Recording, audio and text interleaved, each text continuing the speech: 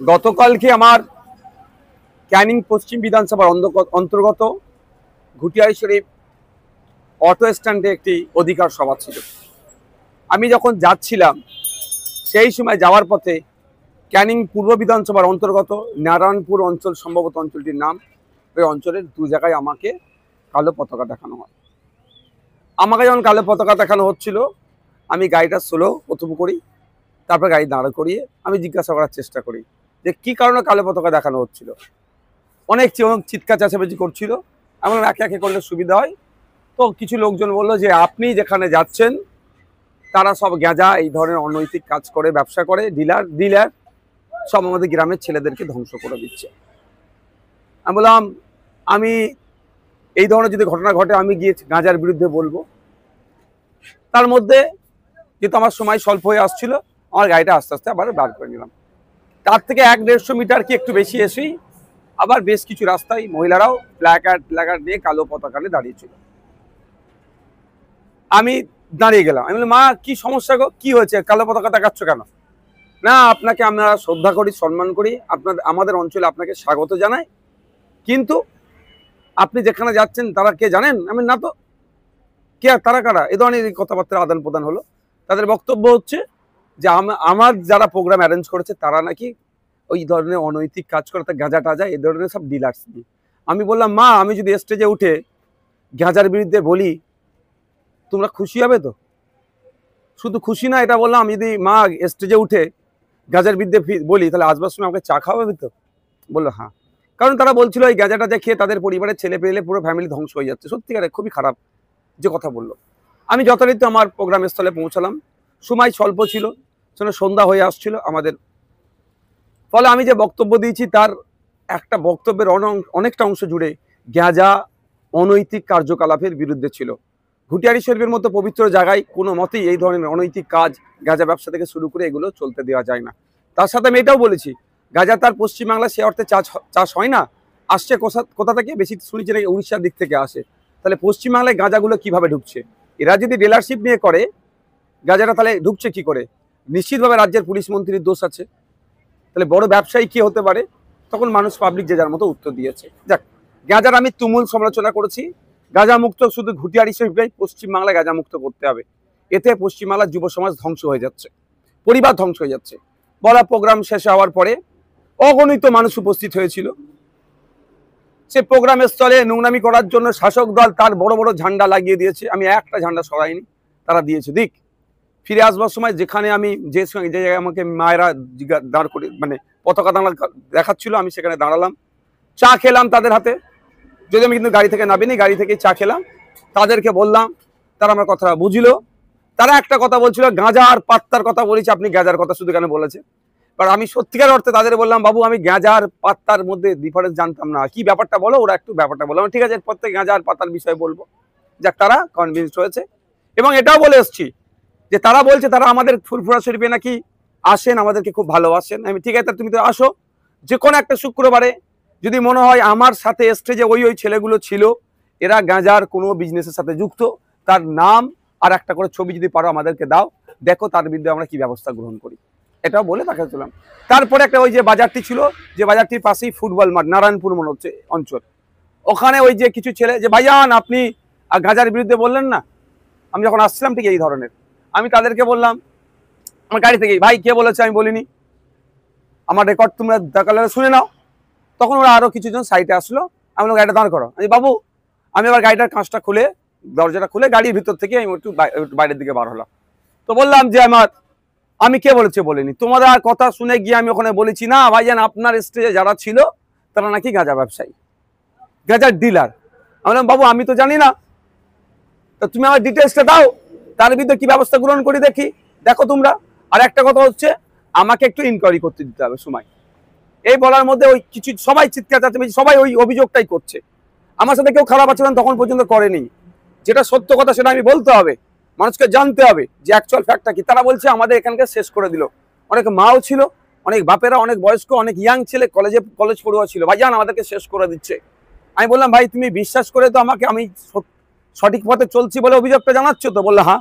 আমি তাহলে ঠিক আছে, তুমি তাহলে যারা যারা এই অন্যায় কাজ করছে আমাদের পার্টির নাকি ঝান্ডার নিচে আছে, তাদের ডিটেলসটা আমাকে দেবে। ওরাও এক প্রকার কনভিন্সড হয়ে যাচ্ছিল। সেই সময় 2-4টে লোক আসে, দেখলাম কি ওই ভিড়কে তোমরা যাও তোমরা যাও তোমরা যাও, আচ্ছা আপনাকে আর বলতে হবে না, আপনি চলে যান। ব্যাপারটা একটা বোঝার আছে। যাদেরকে আমাদের বিরুদ্ধে খাপিয়ে তোলার চেষ্টা করেছিল, বাস্তব কথাটা বলেছি, তারা বোঝার চেষ্টা করেছে তাদের লড়াই গাঁজাকে বন্ধ করার যদি সত্যি করে হয়, আমিও গাঁজা বন্ধের পক্ষে, গাঁজার যেটা চলছে এর বিরুদ্ধে আমি। সুতরাং তারা কনভিন্স যখন হতে শুরু করলো, দেখলাম এটা হলো। এবার তারপরে আমরা ঠিক আছে অবশ্য ভালো থেকো, যদিও তারপরেও বললাম ওর মধ্যেই যদি কারো মনে হয় যে এরা অন্যায় করছে, আমাদের পার্টির সাথে যুক্ত আছে, তাদের ডিটেলসটা দাও, তাদেরকে আমরা একটু টাইম দাও, ইনকোয়ারি করে তাদেরকে বহিষ্কার করে দেবো, বার করে দেবো, কোনো সমস্যা হবে না। কারণ আমরা সমাজ ব্যবস্থা পরিবর্তনের জন্য রাজনীতিতে এসেছি, এই গাঁজা মুক্ত সমাজের জন্য এসেছি। আর আমাদের ঝান্ডা ধরে গাঁজা তো বিক্রি করবে, তাহলে তাদেরকে কোনোদিন রাখতে পারি? বলার পরে আস্তে আস্তে আমরা আসছি। বা দু সাইডে প্রচুর লোকজন দাঁড়িয়ে আছে, ভালোবাসার মানুষও আছে, তৃণমূলেরও লোক থাকে। কারণ যখন আমি যাচ্ছিলাম, প্রথম যারা আমাকে কালো ঝান্ডা দেখাচ্ছিল, যে ঝান্ডা দেখাচ্ছে সে হাসছে, আমি তাকে বললাম বাবু হাসলে, এরম ভাই বললাম যে হাসলে আর বিপ্লব হয় না, তুই প্রতিবাদও করছে, হাসছে কেন? মুখ বিনা হাসিতে কালো ঝান্ডা দেখাও, সে হেসেই যাচ্ছে। আসবার সময় তার সাথে দেখা হয়েছে, তার হাতে ঝান্ডা ছিল না, তখনও হাসছিল।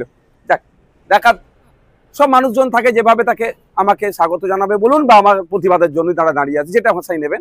রাস্তার দু সাইডে প্রচুর লোকজন দাঁড়িয়েছিল, এবার আস্তে আস্তে তাদের হাত দেখাতে এসেছি, কে কেমন আছেন না আছেন করতে করতে আসছি। ঠিক বাজারটা শেষ হবে, সেই খবর পাচ্ছি নাকি আমাদের শুভাকাঙ্ক্ষী কিছু যারা প্রোগ্রামে গিয়েছিল, বাইকে করে ফিরছিল, তাদের উপরে চড়া হয়েছে। এই চড়াওটা হয়েছে, নোংরামি কাজ করেছে। এটা এবার যখন যারা আমাকে প্রথম বলছিল ভাইজান গাঁজা নিয়ে প্রতিবাদ করতে হবে, আপনি গাঁজাওয়ালাদের প্রোগ্রামে যাচ্ছেন, তারা আমার কাছে ছিল। আমি বললাম বাবু এটা কি হলো? তুমি আমাকে সঠিক দিশা দেখাচ্ছিলে, আর এই ধরনের অন্যায়টা কারা করলো? তখন ওরা সরাসরি বলছে ভাইজান এটা আমরা করিনি। তাহলে কারা করলো? ওটা কারা করলো? এখানে বুঝতে অবকাশ লাগছে না শওকত মোল্লা সাহেব, যে ক্যানিং পূর্বের মতো জায়গাতে মানুষ রাস্তার দুধারে ঢল নেমেছে, চন্দনেশ্বর থেকে শুরু করে নারায়ণপুর থেকে শুরু করে বিভিন্ন জায়গায় ক্যানিং পশ্চিমের মানুষ, হাজার হাজার মানুষ রাস্তায় নামছে, আতঙ্কিত হয়ে গেছে বলে আমাদের কর্মীদের উপরে চড়া হয়েছে।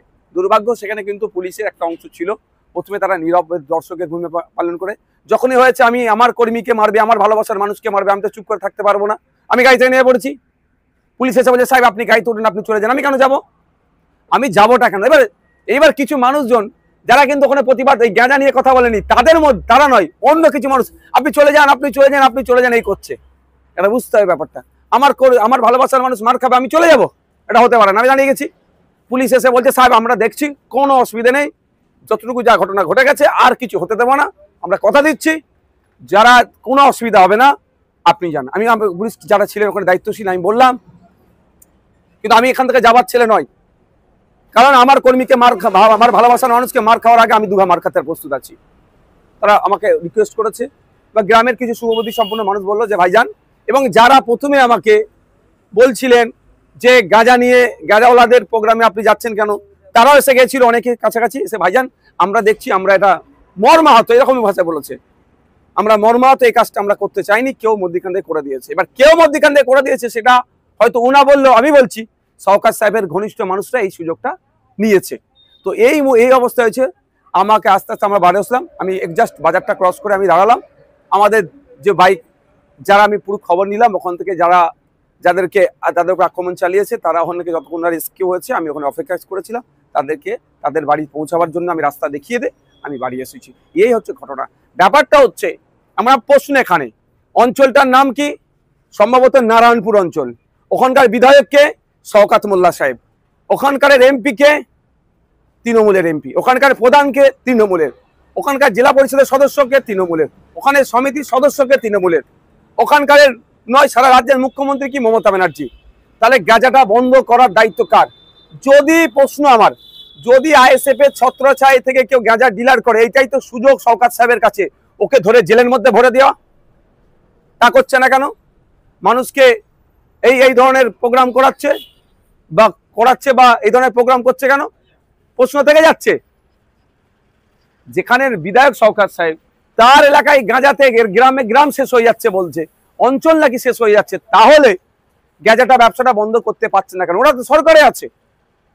এমনিতেই আমাদের কর্মীরা কিছু করে না, ভাঙড়ে রাজ্জাক্কা খুন হলো আইএসএফ এর নেতাদের নামে চিৎকার চেঁচামেচি করে আইএসএফ এর নেতাদেরকে কিভাবে গ্রেফতার করতে হবে তার জন্য উঠে পড়ে লেগে গিয়েছিল।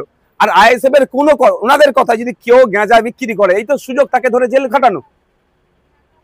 সম্পূর্ণরূপে আইএসএফ কে সাথে আর রাজনৈতিকভাবে পেরে উঠতে পারছে না। সাধারণ সরল সহজ মানুষকে ভুল বুঝিয়ে আমাদের বিরুদ্ধে খেপিয়ে তোলার চেষ্টা হচ্ছে। যখন সেই সহজ সরল মানুষটাকে তাদের ভাষায় আমি বুঝিয়ে দিচ্ছি, ওরা চাইছে গাঁজা বন্ধ হবে, নওশাদ সিদ্দিকীও চাইছে গাঁজা বন্ধ হোক। ওরা বলছে আপনি কেন গাঁজাওয়ালাদের প্রোগ্রামে গিয়েছেন? আমি বলছি গাঁজাওয়ালাদের প্রোগ্রামে কি আমি তো জানি না, আইএসএফ এর প্রোগ্রাম, কারা অ্যারেঞ্জ করেছে আইএসএফ এর নেতৃত্বরা। তারপরেও বলেছি আমি স্টেজে উঠে গাঁজার বিরুদ্ধে কঠোরভাবে বলবো এবং স্টেজে উঠে কঠোরভাবে প্রতিবাদ করেছি। ঘুটিয়ারি শরীফের মতো পবিত্র জায়গাতে কোনোভাবে গাঁজা এই ধরনের অন্যায় কাজকে প্রশ্রয় দেওয়া যাবে না, সারা রাজ্যের ক্ষেত্রে বলেছি। তাহলে স্বাভাবিকভাবে ওরা আমাকে যে কথা বলেছিল আমি স্টেজে উঠে যে সে কথা বলেছি। আর একটা কথা কি থাকলো যে আপনার নাকি যারা অ্যারেঞ্জ করেছে তাদের মধ্যে কয়েকজন নাকি গাঁজার ডিলার, সেটাও বলেছি তাদের পার্টিকুলার যাও, আমি ইনকোয়ারি করে দেখবো, যদি হয় পার্টি থেকে বার করে দেবো। তাহলে সাধারণ মানুষ বলুন বা তৃণমূল যাদেরকে বুঝিয়ে নিয়ে এসেছিল বলুন, তারা আমার কথাতে তারা স্যাটিসফাইড হয়ে গেছে, আমার কথাতে তারা ভরসা পেয়েছে। যখনই ভরসা পাচ্ছে তখন তৃণমূল দেখছে আরে কি করতে গেলাম তার তো উল্টো হয়ে গেল, করতে গেলাম নওশাদ সিদ্দিকীর বিরুদ্ধে খাপিয়ে তুলবো, আবার নওশাদ সিদ্দিকী তাদের হাতে চা খাচ্ছে, নওশাদ সিদ্দিকীকে তারা চা খাওয়াচ্ছে কালো ঝান্ডা ছেড়ে দিয়ে। এই জন্যই তারা হয়তো পিছন দিক থেকে, আমি যখন পার হয়ে যাচ্ছিলাম আমার কিছু বাইক আরোহী শুভাকাঙ্ক্ষী যারা ছিল তাদের আক্রমণ চালিয়েছে। পুরুষরা পিছন দিক থেকে আক্রমণ করে, বীর পুরুষরা কাজ করে না, বীর পুরুষরা সামনে থেকে লড়াই করে। আমি আবারও বলছি ঘুরিয়ারি শরীফ না, সারা রাজ্যের গাঁজা বন্ধ করতে হবে, কোনোভাবে গাঁজা পশ্চিমবাংলায় চলবে না। আর পশ্চিমবাংলায় গাঁজা আসছে কেন? সব থেকে দায়ী মমতা ব্যানার্জি। মমতা ব্যানার্জি রাজ্যের মুখ্যমন্ত্রী, পুলিশ মন্ত্রী, সে টাকার পরেও কেন এলাকায় গাঁজা ঢুকবে? যদি এরা গাঁজা ডিলার হয় তাহলে গাঁজার তাহলে ওয়েস্ট বেঙ্গলের জন্য কে দায়িত্ব নিয়েছে গাঁজা সাপ্লাইয়ের? এই প্রশ্নটা আমি সাধারণ মানুষের উদ্দেশ্যে ছেড়ে দিলাম।